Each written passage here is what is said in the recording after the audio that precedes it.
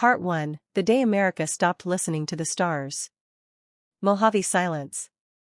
The Mojave Desert was supposed to be quiet. That was the whole point of putting the Deep Sky Listening Array in the middle of nowhere, 2 hours from the nearest town, 4 from civilization, and 1,000,000 miles from Washington politics. Dr. Nathan Cole liked it that way. At 3:41 a.m. he sat alone in the control room, boots kicked up on the edge of the desk, nursing gas station coffee and scrolling through static like he'd done every night for the past 11 years. Noise. More noise. Cosmic background radiation doing what it had done since the universe cooled. Then the noise blinked. Nathan frowned and leaned forward. The signal didn't fade in.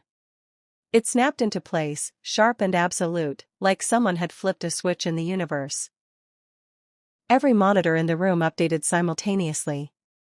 Nathan dropped his coffee. Signal classification, non-natural. Origin, unidentified. Structure, intelligent. No, he muttered. No. The waveform wasn't chaotic. It wasn't random. It was clean. Repeating. Elegant. Engineered. Nathan's pulse thundered in his ears. Human technology couldn't produce this. No satellite, no probe, no Black Ops military toy.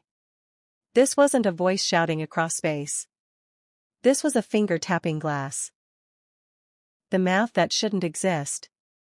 By 4:02 a.m., Nathan had broken every protocol he'd ever helped write. He rerouted power. Overrode filters. Stripped out interference until the signal stood naked on his screen. It wasn't language. It was mathematics layered so deeply it made his head ache. Prime numbers folded inside higher dimensional geometry. Ratios that didn't appear in nature but did appear in theoretical physics papers no one outside the U.S. defense sector should have read. And then, coordinates.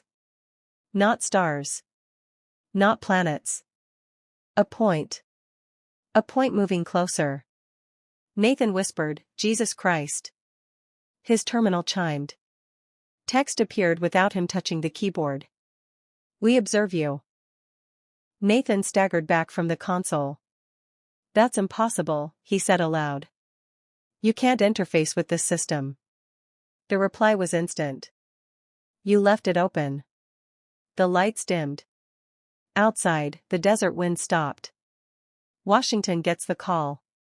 At 6:15 a.m. Eastern Time, the Secretary of Defense canceled 3 meetings, postponed a budget hearing, and ordered Protocol Iron Lantern into effect. By 7:00, the President of the United States was standing barefoot in the Situation Room, staring at a projection that made seasoned generals go pale.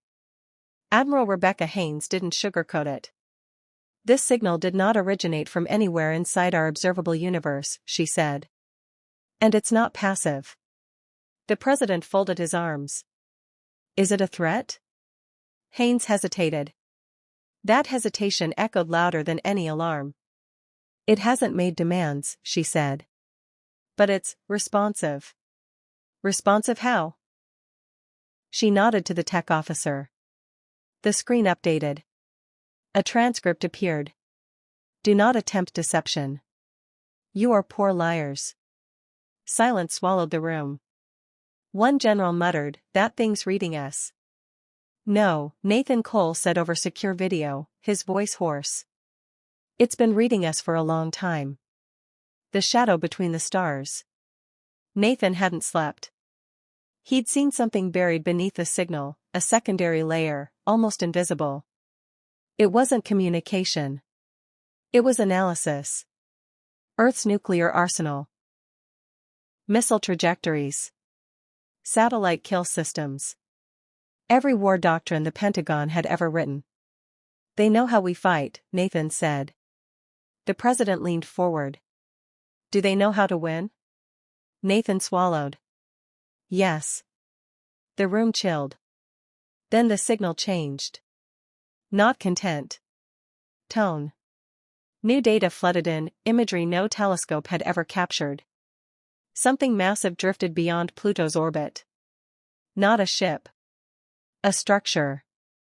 It wasn't built so much as grown, folding space around it like muscle around bone. An officer whispered, "Is that coming here?" The signal answered for them. "This system has been compromised. Contamination detected." "Contamination?" the president asked. Nathan's voice cracked. "Us. America loses its eyes." The first satellite vanished over Nevada. No explosion. No debris. 1 second transmitting, next second gone. Then another. Then 6 more. By noon, GPS errors rippled across the country. Flights diverted. Drones dropped from the sky like stones. NORAD radar screens developed holes. Something was erasing American eyes from orbit. Nathan stared at the data. "They're blinding us," he whispered. The signal returned. "You attract what you cannot fight. Silence is mercy." A general slammed his fist on the table. "We don't need mercy." The screen updated. "You will." The American question. At 2:11 p.m., every screen in the United States, phones, billboards, TVs, Times Square displays, flickered. People stopped walking. Stopped talking. Stopped breathing. A single message appeared, translated flawlessly into English. "This is not an invasion. This is a warning." In Kansas, livestock panicked. In Los Angeles, the sky darkened for 3 seconds. In New York City, shadows pointed in directions they shouldn't. Nathan watched from the Mojave control room, hands shaking. "What happens if we don't listen?" he asked the signal. The reply took longer than before. "Then they will hear you instead." "Who are they?" The screen dimmed. Stars rearranged themselves into a shape no human mind was meant to recognize. The hunters of noise. End of part 1. As the American military scrambled, as citizens stared at the sky, as the universe seemed to lean closer, the signal sent one final line. "Your species has reached a volume limit." And somewhere far beyond reality, something vast turned its attention toward Earth. Like, comment and subscribe for part 2. Don't forget to share with your friends. Signing off.